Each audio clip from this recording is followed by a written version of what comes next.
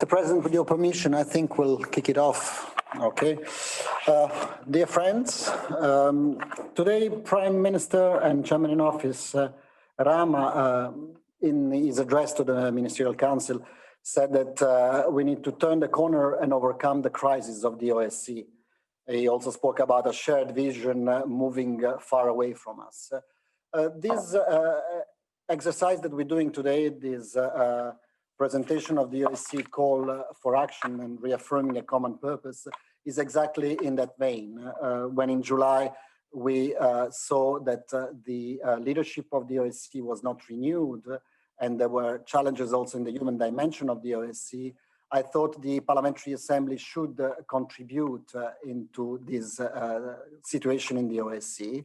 We asked Ambassador Lamberto Zanier, who is the most experienced OSCE official in the OSCE family, being twice Secretary General, once High Commissioner for National Minorities and Director of the Conflict Prevention Center, to help the OSCE Bureau, the OSCE Standing Committee, and the entire leadership of the OSCE Parliamentary Assembly develop a contribution that we would like to give to the ministers and to the OSCE family in general. So this exercise today is exactly the presentation of the beginning of this contribution, and I don't want to preempt what Ambassador Zanier will tell us, so I will kick off the meeting immediately by giving the floor to President Tsereteli, and he will be followed by Ambassador Lamberto Zanier. We have asked also three guests to develop remarks.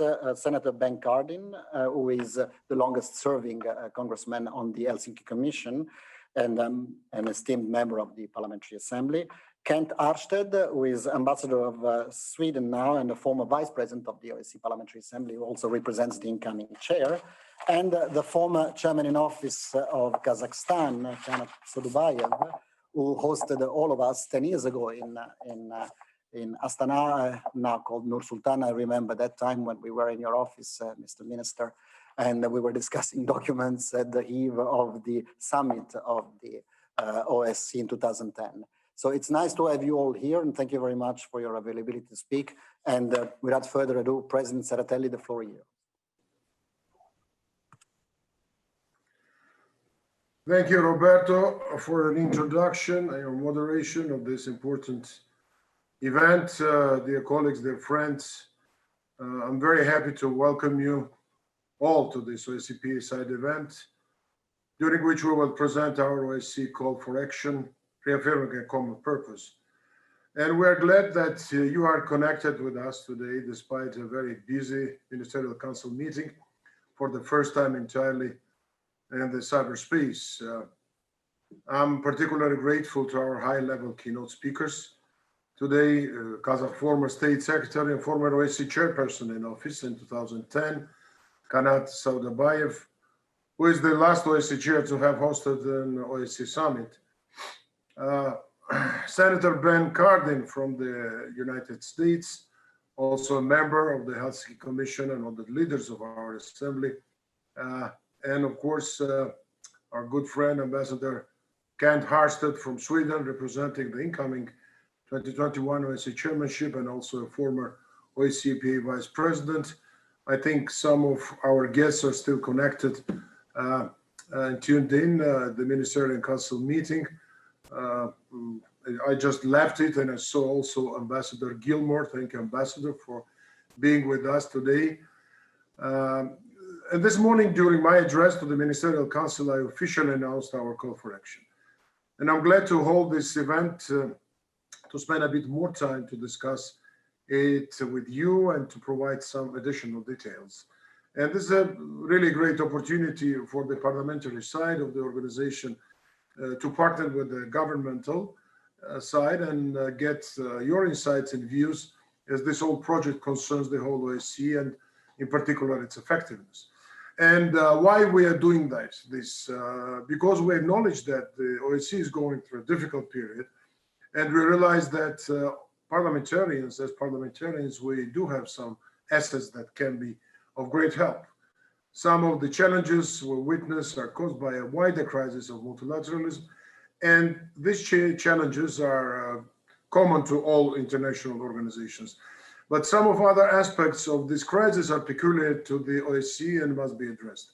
In particular, we regret that many capitals do not take into due consideration or even seem to forget the added value of the OSCE and the concrete benefits it brings to our citizens. As members of parliament, we're deeply dedicated to the Helsinki principles and fully aware of excellent work of the OSCE accomplishes on a daily basis, and we cannot stand by. We want to find a way to offer our parliamentary potential to organization, and would like to do all we can to put the OSCE in the best conditions to operate and be effective. This is why we have chosen to launch a set of initiatives that will mobilize our parliamentary delegations at the national level to create political momentum around the OSCE. And we want to generate greater political trust in favor of the OSCE in our national parliaments and with our governments. So this call for action, which has been signed by former OSCE chairpersons in office, heads of institutions, NPA presidents, is just the beginning of this project. It articulates on paper our message that the OSCE is important and relevant, and that some reforms must be undertaken to allow the organization to live up to its full potential. And we are very glad that Ambassador Lamberto Zannier, who is very actively engaged and now working and advising Parliamentary Assembly with his vast experience, and I'm happy that he is coordinating those efforts, and I guess he will guide you better through the main aspects of this call of action. So let me stop here, and I think Roberto will continue his moderation. Again, thank you all for being with us, listening, and for your will to work together. Thank you. Thank you very much, Mr. President. And now I give the floor to Ambassador Lamberto Zannier, and I thank him for the work that he has done for us. Thank you very much, Ambassador. The floor is yours.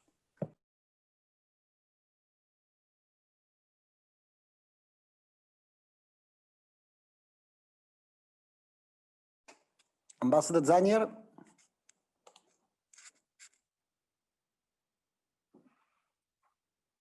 I think we have a technical issue with Ambassador Zannier.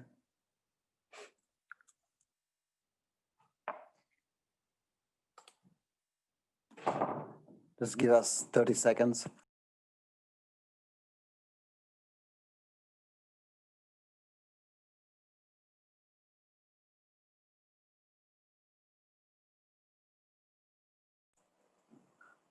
Ambassador Zannier?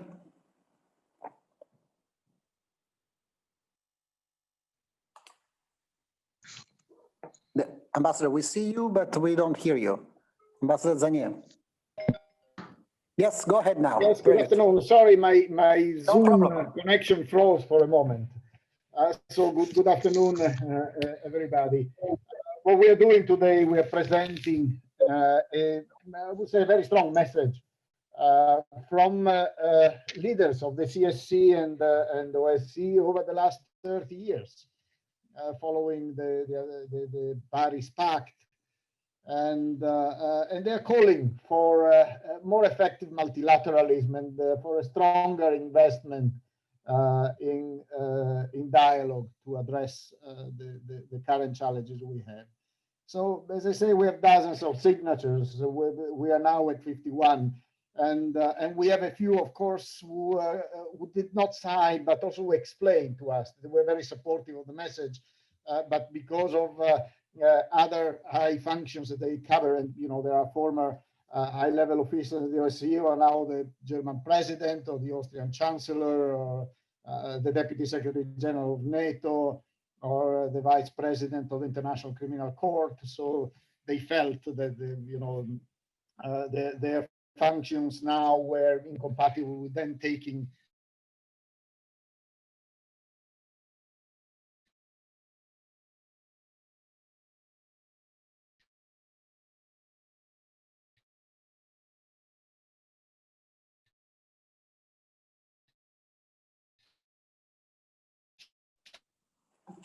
I think we are experiencing some technical trouble with that. Strong position Okay. For a need of for higher level political engagement and a stronger investment in the organization. There is a recognition that the OSCE covers an important geopolitical space, but also embodies a very modern concept of cooperative security across what we call the three dimensions. However, there is a sense that there is a need for a stronger focus on strengthening the way the OSCE operates. Some of the points cover, for instance, the agenda, which should be streamlined and focused on areas where the OSCE has a clear added value. The implementation of the commitment requires a strong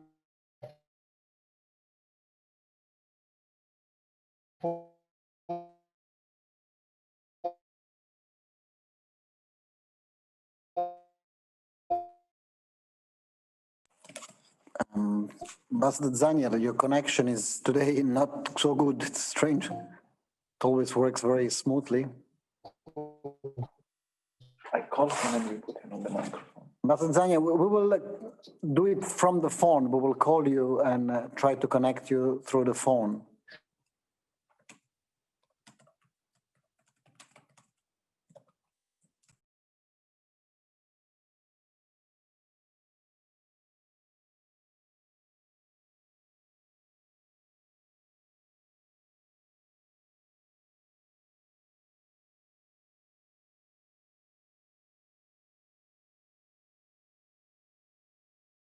La mettiamo sul microfono, quindi continua al telefono così, Lamberto, ok? Ti metto in audio adesso. Ok? Ti metto loudspeaker, vai. Da dove siete arrivati? Stavi parlando dei 3 basket, così, la dimensione un po'. Ok, I apologize.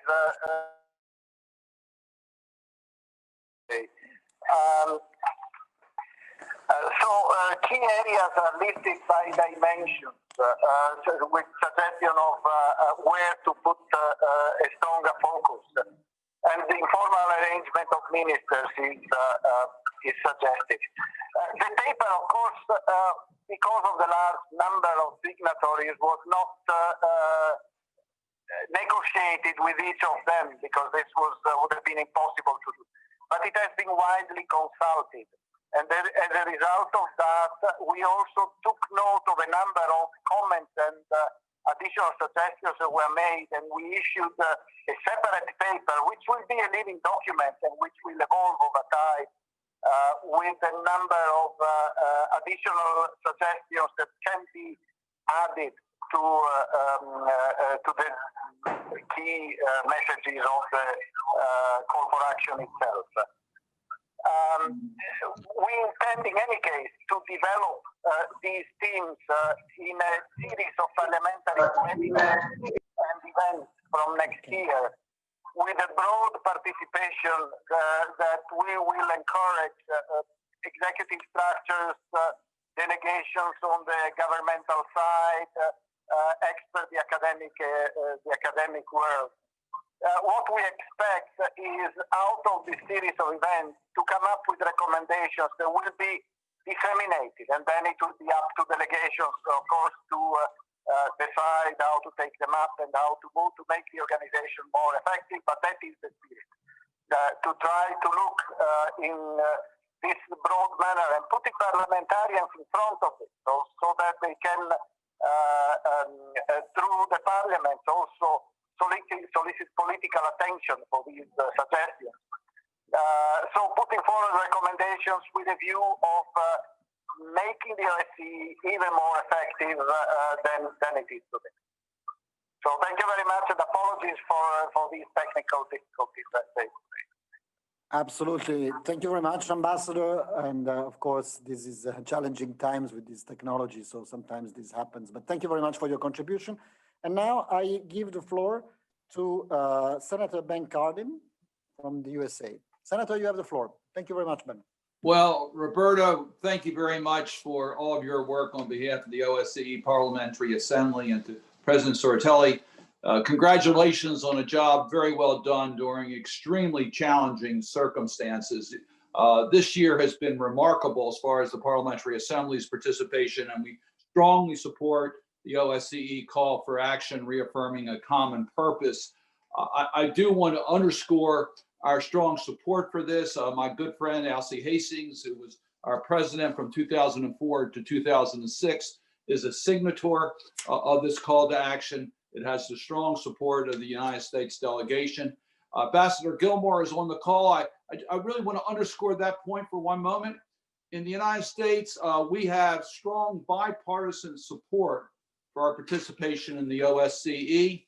And I want to tell you, we know that we have separation of branches in our democratic system with an independent parliament, which is somewhat unusual. But I can tell you, we are united, our parliamentarians and our executive branch and our mission in Vienna in unity. And Ambassador Gilmore has done just an incredible job bringing us all together in unity for the United States in support of the mission of the OSCE. So I want to just underscore that point, that we strongly support this transatlantic partnership that is embedded in the Helsinki Final Act. My participation in the OSCE dates back to my first event was 1992. I participated in events when it was the CSCE. So you can call me a lifer. My entire congressional career, I've been active in the OSCE process, and I was honored to serve as vice president of the Parliamentary Assembly. So you can call me a true believer in the lasting and strong U.S. commitment to security and cooperation in Europe across multiple U.S. presidential administrations. The all-inclusive nature of the OSCE membership that allows dialogue not only with like-minded friends and allies, but also with those whose relations are strained, even potential adversaries. The comprehensive definition of security that includes respect for human rights and fundamental freedoms as a key element. The tradition of more direct and frank exchanges of views that diplomacy normally allows on questions of non-compliance with commitments and the issues that really divide us. And so we can have those frank discussions, particularly within the Parliamentary Assembly. The acknowledgement of the role that private citizens can play in bringing the 57 participating states together, symbolized since the 1970s by the Helsinki Monitoring Group, but evidenced still today in the vibrant work of civil societies across the region. This is unique to the OSCE, and that is why it has been so relevant. Without any one of these items, the OSCE may not be relevant today. Fortunately, it does remain relevant on the ground in many participating states, but also at the diplomatic table in Vienna. It promotes security, defends human rights, and encourages democratic development in all OSCE countries east and west of Vienna, including the United States, as the recent election observation mission made very clear. It brings attention to common challenges such as human trafficking, corruption, violent extremism, anti-Semitism, racism, and intolerance in our society, and it facilitates the sharing of successful responses to these challenges. The OSCE has been the global leader on these key issues, and we've made global progress as a result of the work of the OSCE. Despite its continued relevance, the OSCE is hampered by political impasse as it seeks more effectively to address the challenges before us. That is undeniable. I don't really believe that we are currently in a crisis, at least not yet, but I think we may have to pay attention to the challenges that we have. Clearly, we need increased transparency and engagement of civil society. It should be made clear that the political impasse is based on the fact that select few participating states no longer embrace the Europe whole, free, and at peace that the Paris Charter and Summit defined and symbolized 30 years ago. We must avoid the easy temptation to blame these problems on the organization itself. It remains the responsibility of the participating states to hold each other to account. In the face of repression at home and aggression abroad, the OSCE will succeed as a multilateral forum as long as those who are true believers stand united in defending the 10 Helsinki principles and forthrightly raise violations in this forum. The OSCE missions and institutions can do some of that work for us, but the participating states must demonstrate the political will to support them. Hence, a call to action and to reaffirmation of the common purpose for which the OSCE was built. We are fortunate that we have an OSCE Parliamentary Assembly as an independent institution that can undertake an initiative like this when it is most needed. Let me assure everyone that the United States takes this call for action seriously. Indeed, the U.S. Helsinki Commission has done work to promote awareness of the OSCE in Washington, to partner with the State Department and representing the United States in Vienna, to field robust U.S. delegations to the OSCE Parliamentary Assembly meetings with draft resolutions and other initiatives in hands. I know Roberto sometimes wish we didn't offer so many of those recommendations from our delegation, to serve on dozens of election observation and field missions, and to communicate our concerns in correspondence, meetings, and many public events. As parliamentarians, we also seek honest self-examination of our own record, something which I encourage all participating states to emulate. The United States remains committed to Europe's security and cooperation, and the U.S. Helsinki Commission symbolizes the depth of that commitment. As one concluding thought, let me remind everyone that we all look at the challenges we face on the OSCE. We should do that on the long term. Ultimately, there is no quick or easy fixes to the problems that divide us. 5 years before the Paris Charter in 1985, there were calls in Washington to withdraw from the follow-up activities of the Helsinki Final Act, due mostly to the Soviet human rights violations and acts of aggression at that time. But we stayed resolved and we persevered. This is a lesson we need to remember today as we face the challenges seemingly impossible to overcome. That is why we come together to present the OSCE call for action, reaffirming a common purpose. Thank you. Thank you very much, Senator Cardin. And now I give the floor to Ambassador Ken Arsted from Sweden, former Vice President of the OSCE Parliamentary Assembly. Kent, you have the floor. Thank you so much. Dear President Tsereteli, dear Secretary General Robert Montella, it's a great pleasure to take part in this roundtable discussion, the side event. I also want to say hello to old friends, Senator Cardin and all the others of you who I used to work for together with. It was 2 years ago, about 2 years ago, I left the Assembly, and I really miss you all. However, I also want to start on a more serious note, also to express sympathies and condolences to all countries listening because of the loss of lives and sufferings during the COVID-19, which we all are experiencing to a large extent at this very time. And I guess, that's why we are not meeting live. We are actually doing it over the web like we are doing right now. However, life needs to go on and we need to continue the work. I want to compliment the Parliamentary Assembly, of course, for being able to adapt to the newer realities. I have been able to myself, on the invitation of the PA, to participate in a few events this year, and I really want to thank you for being able to adapt to the new normal, which we're all living under right now. I also have greetings from my foreign minister, who will be the coming chair of the OSCE.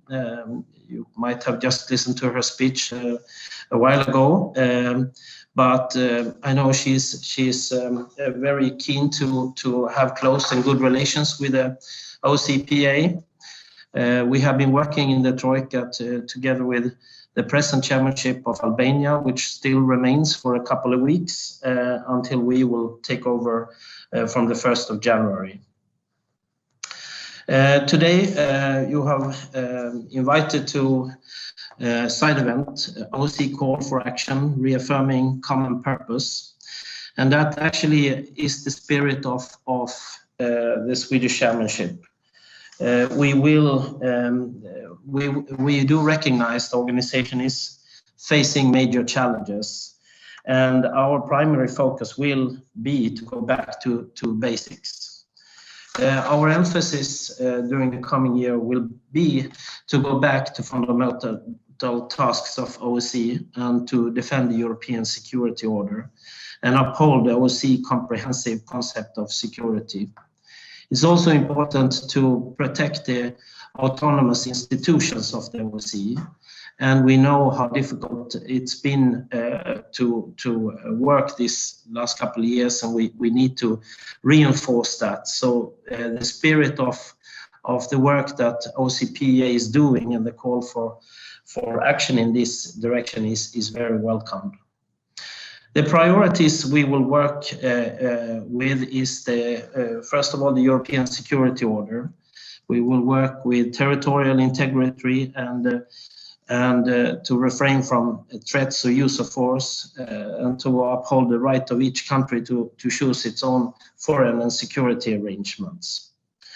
We will work with the OSCE's comprehensive concept of security, and that is unique and must be upheld by the participating states and the OSCE at large.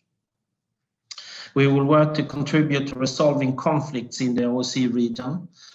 We have many issues that is close to the heart of the Swedish chairmanship issues.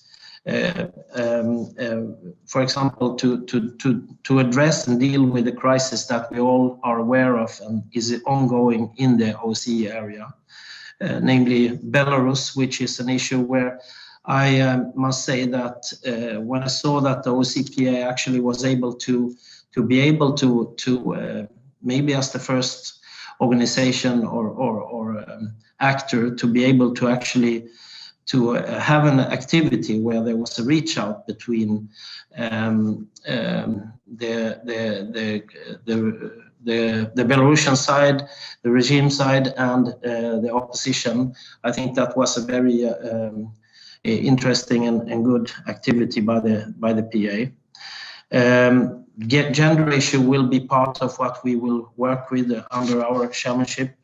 Other crises like in Ukraine, Nagorno-Karabakh, where we will support negotiations under the Minsk group, Georgia, Moldova, and others, and maybe even crises that we are not seeing yet. That will be part of issues that we will try to work with in the spirit of OSCE. We will work closely with the OSCE field missions. These bodies are very important structures and central instruments that make the OSCE the truly unique security organization that it is.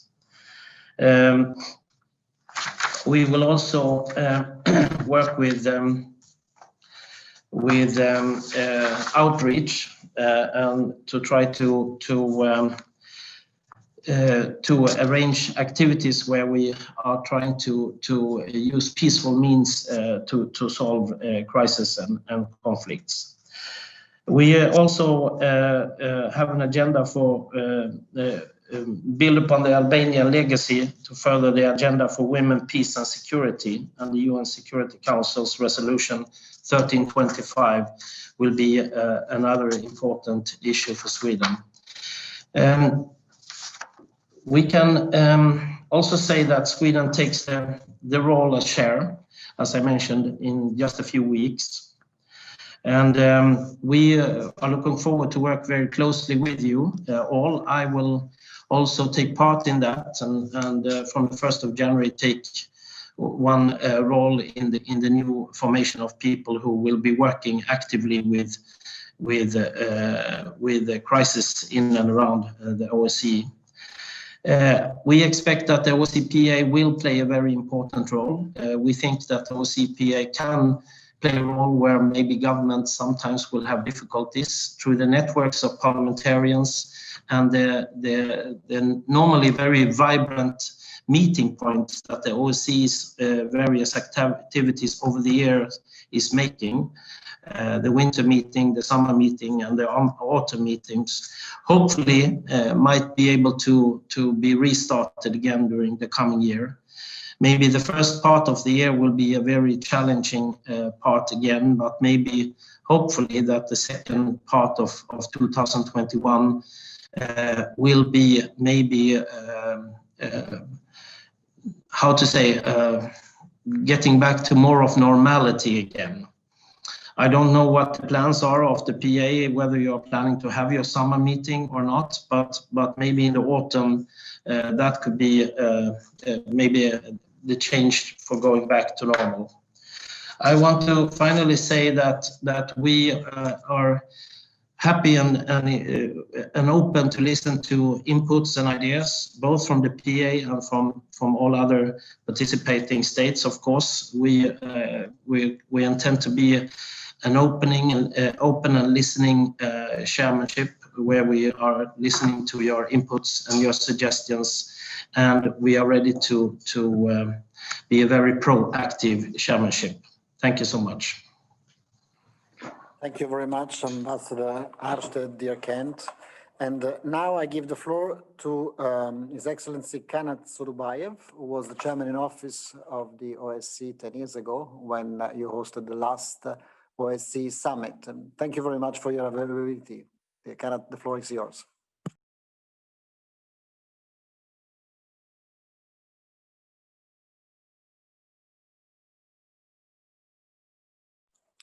Kanat, we see you, but you need to unmute your microphone. We cannot hear you. Just the microphone. Angelica, can you unmute? Can you unmute him remotely?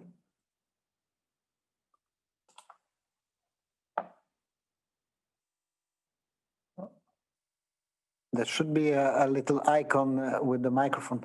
Angelica, you want to tell him? There you go. Yes, you just did it. Do again what you were doing. No, Angelica, tell him in Russian where he needs to. Angelica.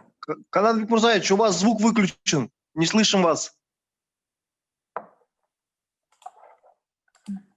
Да, там внизу, вот включить звук, внизу. Сейчас. Yes, Вот сейчас слышно. Переводчик есть там, Артур? Да, переводчики есть, переводят. Рад приветствовать вас, уважаемые коллеги, и выразить благодарность за организацию сегодняшней онлайн-встречи.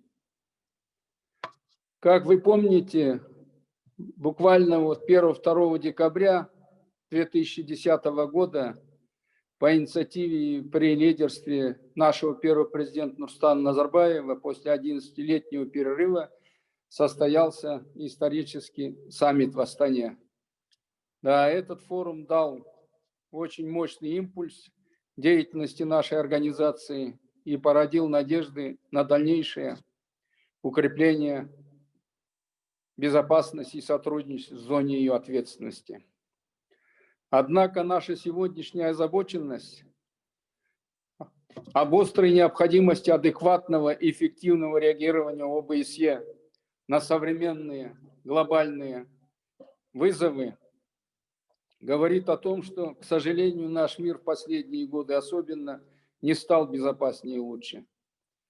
Поэтому, продвигая диалог по широкой повестке дня, ОБСЕ и ее структуры сегодня должны сосредоточиться на более глубоком и действенном участии в предупреждении и разрешении наиболее острых проблем, стоящих перед странами и ее участницами. Такими актуальными и востребованными направлениями деятельности организации на сегодня нам представляются: первое – более действенное и результативное участие в разрешении затянувшихся и новых конфликтов внутри стран и между ними. В этой связи с горечью приходится констатировать неспособность нашей организации в течение почти 30 лет разрешить Карабахский кризис. Но, слава Богу, вроде он сегодня находится на пути к этому разрешению. Второе. Выработка и реализация единой и эффективной стратегии по решению проблем беженцев. в результате которой в целом ряде стран-участниц ОБСЕ меняется не только демографический, но и культурно-гуманитарный ландшафт. Пока, к сожалению, эта проблема не стала приоритетом ОБСЕ. Третье. Консолидация усилий и выработка единых стандартов в борьбе с COVID-19. Ситуация с COVID в США и в странах Европы по сравнению с Китаем и другими странами говорят в пользу того, что ради спасения жизни большинства людей при необходимости можно и нужно ограничивать на время права меньшего количества людей. Именно в этом вопросе, кому как не ОБСЕ, для которой права человека являются важнейшим приоритетом, не взять на себя инициативу по созданию разумного баланса между правами и ответственностью человека перед жизнью людей в период глобальной пандемии. Четвертое. С каждым днем в зоне ответственности нашей организации обостряются и глобализируются информационные кибератаки, которые становятся все более изощреннее и опаснее. Однако, к сожалению, и эти вопросы оказались не в фокусе внимания ОБСЕ, хотя они сегодня являются реальной угрозой и для безопасности, и для сотрудничества, которые являются основными направлениями деятельности организации. Поэтому хотелось бы, чтобы и на этом треке ОБСЕ проявила себя более активно и действенно. Пятое. Безусловно, для дальнейших наших активных усилий требует защита прав человека и основных свобод, поощрение терпимости и недискриминации, дальнейшее укрепление демократических институтов во всех странах-участницах. Только придание нового действенного импульса по всем этим направлениям деятельности ОБСЕ может стать достойным ответом организации на сегодняшние глобальные вызовы. Для обеспечения успеха по решению названных и других судьбоносных проблем безопасности и сотрудничества в зоне ответственности ОБСЕ сегодня как никогда от лидеров стран-участниц организации требуется проявление политической воли и конкретных действий в ответ на тяжелейшие вызовы, стоящие перед их народами. Сегодня назрела острая необходимость проведения после десятилетнего перерыва саммита ОБСЕ. Более того, работа над укреплением безопасности и сотрудничества во благо и процветание избравших их народов является святой обязанностью этих лидеров.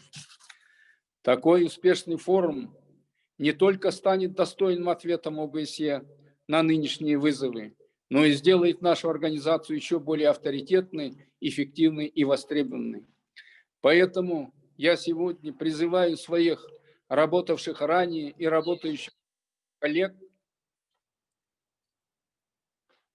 Алло? Нет звука? Есть, нормально все идет. Есть, нормально? Поэтому я сегодня призываю своих работавших ранее и работающих сегодня коллег настойчиво и последовательно добиваться проведения давно назревшего форума ОБСЕ. Спасибо вам всем за внимание, крепкого здоровья и успехов, дорогие друзья. Спасибо.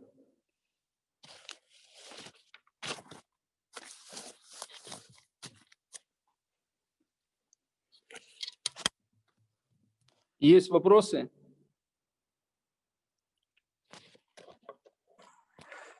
Thank you very much. Thank you very much, Mr. Rubayev. There will be questions probably at the end.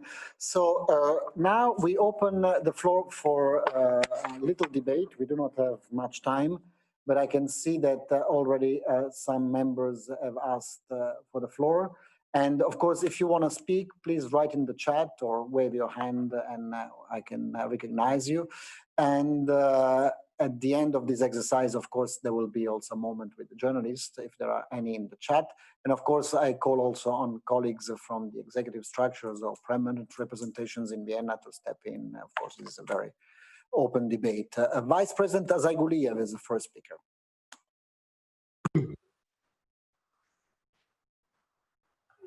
Thank you very much, dear Roberto. Do you hear me? Roberto, it's okay. Dear friends, dear colleagues, first of all, let me greet all of you from Baku. It is nice to see so many friends that we have been working for many years. Particularly, I'd like to congratulate my old friend Ken Herstad for assuming such an important position, being an ambassador for the next chairmanship. Of course, I also want to wish all the best to our Swiss friends for the next year's endeavor. I also want to appreciate today's speech made by our friend President Seratelli about the relationship between PA and the executive power, as well as the roles that the organization needs to be play in an appropriate and in an effective way. I do share the critics or some the weaknesses that President Seratelli underlined, because this is a really right time to speak loudly and to find out the way of let's say putting forward some important issues, also to address the issues that we are facing with. This is why in the light of today's topics and today's discussions, I'd like also be a bit critical to the activities of the Assembly as well as the OEC in general. Dear friends, as you know that also our previous speakers touched upon the issue related to the protracted conflicts in the OEC area and the way of addressing these protracted conflicts. This is why I'd like to just touch upon and say something why today our diplomacy are failed to properly, to effectively address the issue related to the protracted conflicts, why the OECPA is not enough capable to resolve all these conflicts and to play the predominant role in the, as I said, effectively addressing these issues. I think there are some reasons. If you allow me, I'd like to shortly explain 3 reasons of failure of the diplomacy on the example of the Armenia-Azerbaijan conflict and try to find some answer to these legitimate questions. According to my understanding, the first reason that is the OEC and its Parliamentary Assembly on many occasions failed to address equally and fairly all illegal military occupation and aggression taking place in the OEC area by one participating country against another one. As a matter of fact, in cases of Ukraine, Georgia, and Moldova, we had always witnessed that the fact of occupation of their territories was reflected in all relevant documents and resolutions of the OECPA, which is good, of course, I fully support that. But when it came to the occupied territories of Azerbaijan, which is also deserved to be mentioned in all relevant documents, for some unjustified and unacceptable reasons, the OEC and the Assembly refrained from mentioning the obvious case, naming Armenia as occupant state, despite the relevant resolutions of the United Nations. Of course, I had a feeling that there is a sort of a notion of good occupant or bad occupant for the OEC and Assembly.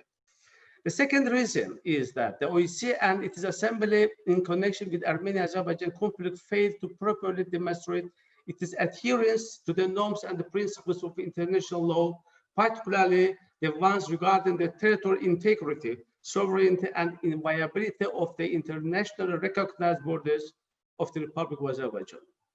I very well remember how much effort I spent to convince the Bureau as a vice president of the Assembly and as well as the head of the Azerbaijan delegation.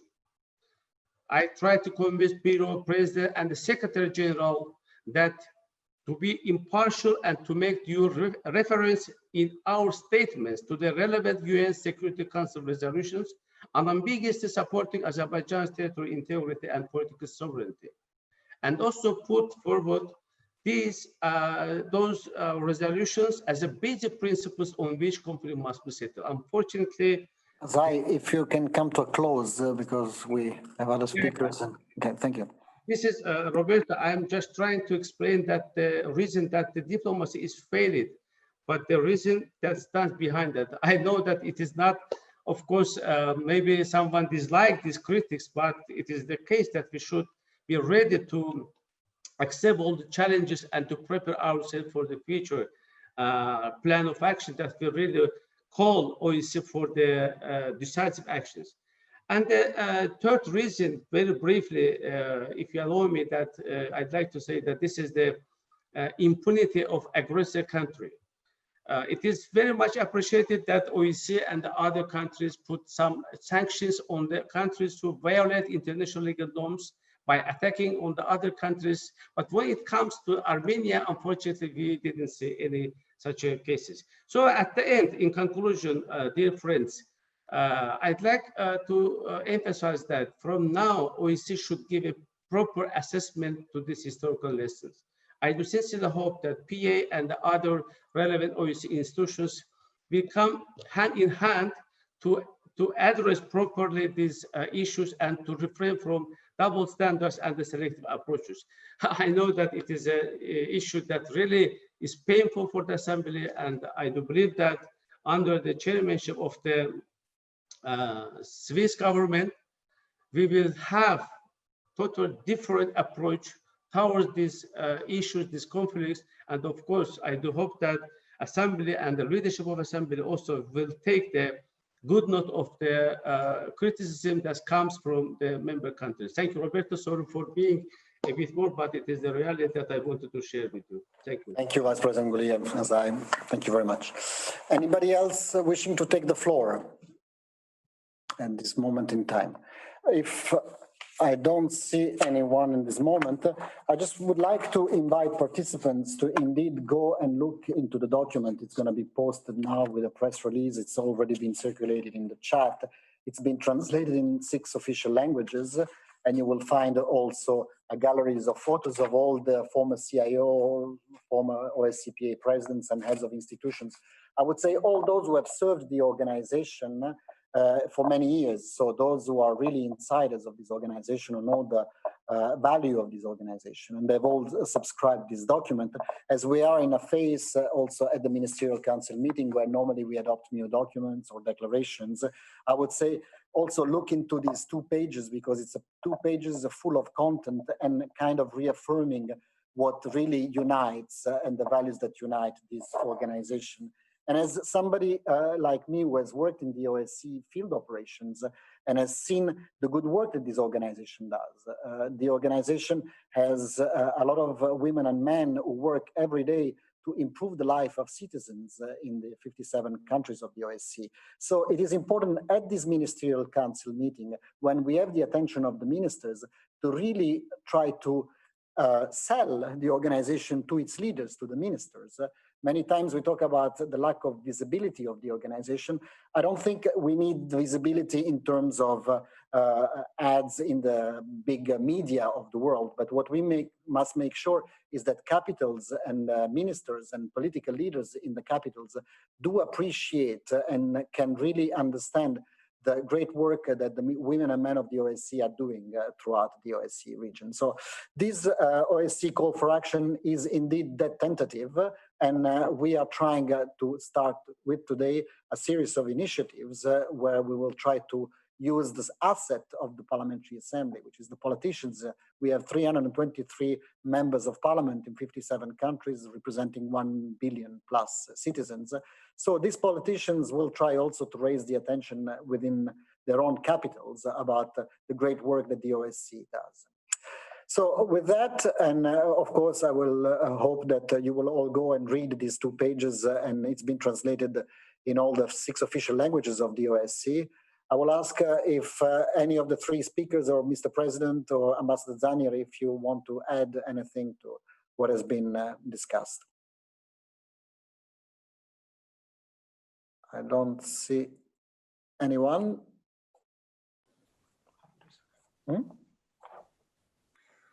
Then Mr. I don't President. know, it's if any, I think everybody already told what they want to say. Even quite critical remarks from Azai. As I agree with you, because we had this moment many times. I had this moment when Georgia was invaded and it was not sufficient reaction at that time. And then it caused to another, let's say, act of aggression towards Ukraine and many other things. Of course, and I was very critical today at the Ministerial Council. I think even it was too much. Very, very blunt questions and very direct questions, but it's true, because ministers, first of all, ministers, they should feel this ownership of this organization because it's executive power. They can, of course, they can decide over the budget, over the resources, political support, and we as parliamentarians can help them. And that's why we're always underlining that, of course, we are elaborating political messages, and political support is very important, but we'd like to see more engagement from the executive side. And many ministers, they have to be more committed to the pledges they made before. And that's a moment, I feel that now we have to say something more loudly. It's not only critical things. Criticism is quite easy, but to advise something important, tangible, reliable for best outcome, that's, I think, very important. And that will be our attempt. That's why we need people around like Ben Cardin or Zanier or Notele or Ambassador or former Minister of Kazakhstan and all of you who've been at the helm of this organization for many years, and we know what's a better, maybe what's a better, but also we are very much committed, would like to act.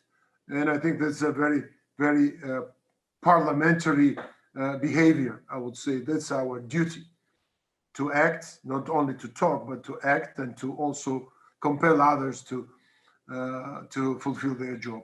I think that's a start, that's a call, and let's see. Ambassador Zanier offered a package of different events, which is in our mind, and I'm very hopeful that we all will be contributors to this process, and also mentioned Swedish chairmanship. Swedish chairmanship should be decisive in restoring authority and impact and effectiveness of this organization. So thank you very much, Roberto. Thank you all, Ambassador Zanier, Senator Cardin, and all our friends. 5 more minutes. Thank you. Thank you, Mr. President. As the event is also broadcast on social media, there is some questions coming from those who are watching the event, which are to any of those who want to take up these questions. What are the obstacles to real dialogue? How can the OSCE Parliamentary Assembly better contribute in the OSCE? So if there is anyone who would like to take at least one question, we still have a few minutes. What are the obstacles to real dialogue? Anyone willing to? Roberto, I would just Yes, comment. Senator. I would just comment that one of the challenges we've had for a long time, of course, we have our representative in Vienna for the Parliamentary Assembly, is the relationship between our parliamentary mission to the OSCE Parliamentary Assembly and the country's mission in Vienna. And we really need to establish a better relationship with the parliamentarians, with their leadership in Vienna. And in many cases, as we know, the Vienna mission acts somewhat independently from the government itself it's representing. And I think that's been one of the challenges that we've had. I mentioned Ambassador Gilmore before. We're fortunate in the United States that even though we don't have a parliamentary system of government, so we have the independent branches, we have a close relationship between the parliamentarians and what's happening in Vienna. I think we really need to work on how we can do that better. The Parliamentary Assembly works pretty efficiently through democratic principles. We vote. We don't have the consensus challenges that we have in Vienna. So I think if we act more aggressively with our governments, we can influence, I think, better what's happening in Vienna itself. And then lastly, we act on a lot of issues every year, and we take them back to our parliaments. If we get our parliaments more engaged in the agenda of the OSCE, I think we also could have more impact on what is happening in Vienna and what's happening in the organization itself. Now, Thank you very much, Senator Cardin. On that vein, I'd like to say that indeed this has been one of the priorities of my stewardship of the OSCPA International Secretariat. Actually, in December, my first mandate comes to an end, and I will start my second mandate on the 1st of January. But I made it one of my priorities to indeed improve the relationship of the parliamentary dimension with the governmental side and with their ambassadors who represent the governments of the OSCE participating states in Vienna. And I must say with great pleasure that this relationship has indeed improved very much. It has improved because of the input that we've received from different leaders. President Serratelli is one of them. Christine Mouton and Ilka Kanerva preceded him, have actually made a very strong point to the International Secretariat to work very much into improving this relationship with the governmental side. Ambassador Notello is in this call, and the colleagues of the Vienna Liaison Office have worked very much in working out a better relationship with the parliament, with the governmental side. I must say the key here has been that we have always said the OSCE Parliamentary Assembly wants to work together in a way like in an OSCE family, wants to work together with all the assets of this organization, the executive structures, the independent institutions, because the focus should be who are the final beneficiaries of the work of the OSCE, what I call the end users of the OSCE product. So with that in mind, when you think who is the final beneficiary of all this work, of all the conferences, of all the seminars, of all the visits, of all the money that we put into projects and the field operations, all of this is to benefit those you represent, the citizens of the OSCE participating states. With that in mind, this relationship has indeed improved. And I must say that there is good news out there. And the ambassadors, I hope there are some who are watching, will definitely confirm that the relationship has dramatically improved. And to confirm that, and now we'll give the floor to a former director of the ODIHR, Ambassador Christian Strohal, and Ambassador Strohal will also be able to tell you on how improved is also the relationship between the OSCE Parliamentary Assembly and the ODIHR on election observation missions. Ambassador Strohal, thank you very much. No, Roberto, it's really a pleasure. It's really a pleasure to be with this discussion because I think this is of fundamental importance. And I'm very happy to say that the relationship between the ODIHR and the Parliamentary Assembly has changed beyond recognition. That is no question. But more importantly, I think maybe also the point that we all previous ODIHR directors have signed this call for action for several reasons. And I think one is the importance of the initiative to highlight the essential role of the institutions, even if they are not always convenient for governments. The second reason, and I think equally important, is the importance of the role of parliamentarians, of the Parliamentary Assembly on the one hand, but also of the parliamentarians at home, at the national level, to be ambassadors for the organization, but also to be on the toes of their governments and at the same time a door to civil society.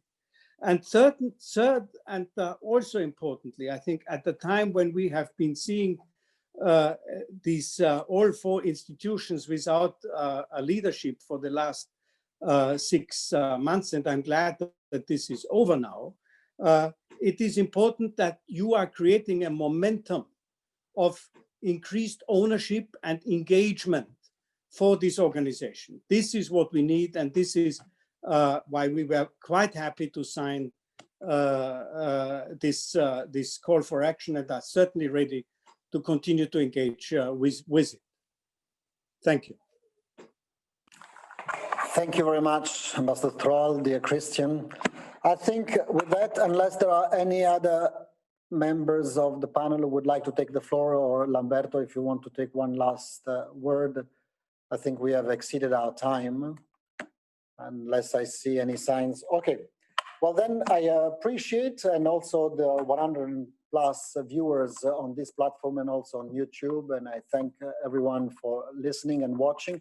And please indeed take 5 minutes of your time to read the 2 pages and then to contribute. This is a living document, it's a non-working document, but it was the desire, the contribution of the Parliamentary Assembly and its political leadership. Yesterday, the Bureau of the Parliamentary Assembly met, gave a mandate to President Saratelli to present the work that Ambassador Zanier and the OSCE team has done during these months in collecting signatures.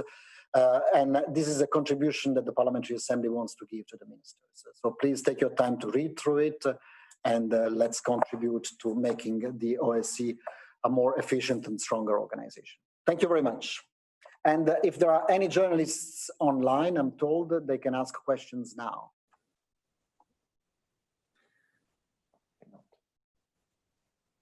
I don't think so. I don't think so. Okay, goodbye. Thank you very much, everybody. It was extremely interesting. Goodbye. Thank you, Roberto. Thank you very much.